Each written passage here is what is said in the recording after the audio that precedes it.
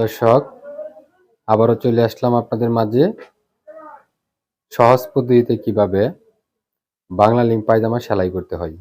প্রথমেই আমরা নিচের যে মোড়ানো কাপড়টা আছে সেই মোড়ানো কাপড়টি আমরা প্রথমে একটি ভাঁজ দিয়ে সিলি করে নিব।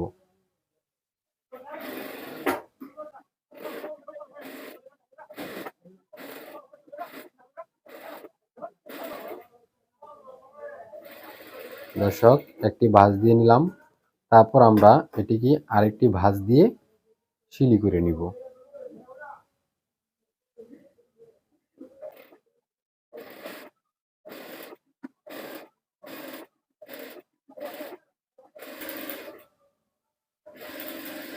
দর্শক, দুটি ভাঁজ দিয়ে সিলি করে নিলাম, তারপর আমরা আরেকটি পাট আছে সেই পাটটিও আমরা নিচের মোড়ানো কাপড়টি আগে সিলি করে নিব। দর্শক, প্রথমে আপনি চিকন করে একটি ভাঁজ দিয়ে নেবেন, তারপর এভাবে সিলি করে দিবেন।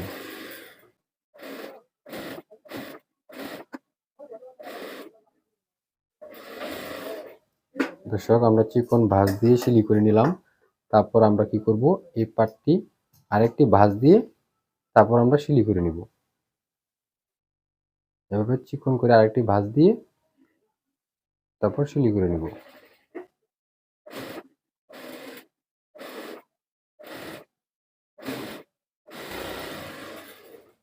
দর্শক, আমরা দুটি পাটের নিচের মোড়ানো কাপড় সিলি করে নিলাম।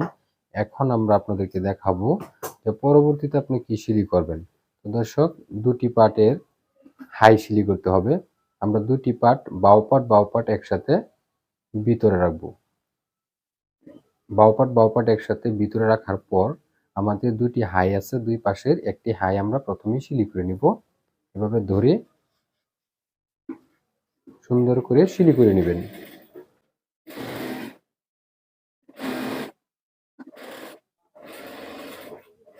দর্শক, আমরা একটি হাই সিলি করে নিলাম, তারপর ওই পাশের হাইটিও আমরা কি করব, সিলি করে নিব।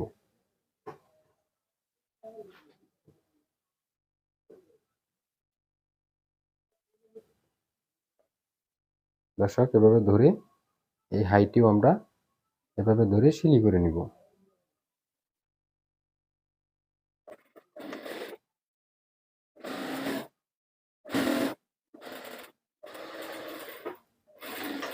দর্শক, আমরা দুইটি হাই সিলি করে নিলাম। এখন আমরা আপনাদেরকে দেখাবো যে পরবর্তীতে কি সিলি করবেন। মাঝখান দিয়ে এভাবে ধরে এভাবে টান দিয়ে দুই ভাগ করে ফেলবেন। খোলা মাথা বা কাটিং লাইন আপনারা যেটাতেই বুঝেন, সেই নিচের খোলা মাথাটা আপনারা এভাবে রাউন্ড করে সিলি করে দিবেন।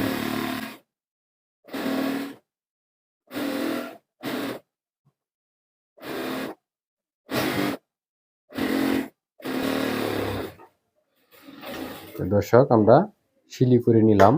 এখন আমরা আপনাদেরকে দেখাবো যে রাবার ঘর কিভাবে সেলাই করতে হয়। তো দর্শক, আমরা এই পায়জামাটি এখন রাবার ঘর তৈরি করব। প্রথমে আমরা চিকন করে একটি ভাঁজ দিব, ভাঁজ দিয়ে তারপর আমরা 1.5 ইঞ্চি কাপড় এভাবে পাশ করে আমরা সিলি করে নিব।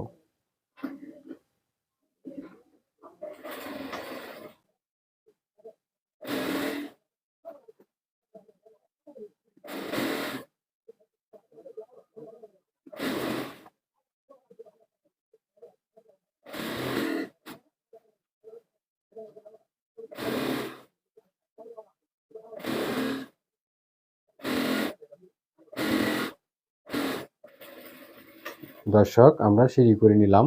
এখন আমরা এদিকে কি করব, 1 ইঞ্চি পরিমাণের কাপড় ফাঁকা রাখবো এদিক দিয়ে রাবার ঢোকানোর জন্য। তারপর আমরা মাঝখান দিয়ে আরেকটি ঘর করে নেব রাবার, চিকন রাবার দেওয়ার জন্য।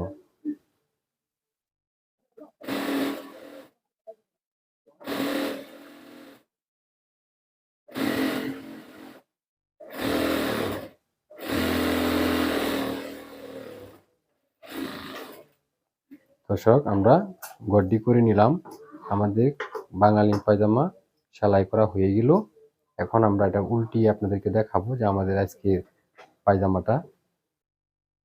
প্রিয় দর্শক, আমাদের সেলাইটি যদি আপনাদের কাছে ভালো লাগে তাহলে অবশ্যই আমাদের পেজটি ফলো দিয়ে পাশে থাকবেন এবং আপনাদের যদি বুঝতে অসুবিধা হয় তাহলে কমেন্টের মাধ্যমে আমাদেরকে জানাবেন, আমরা আপনাদেরকে উত্তর দেব। সবাইকে ধন্যবাদ। আসসালামু আলাইকুম।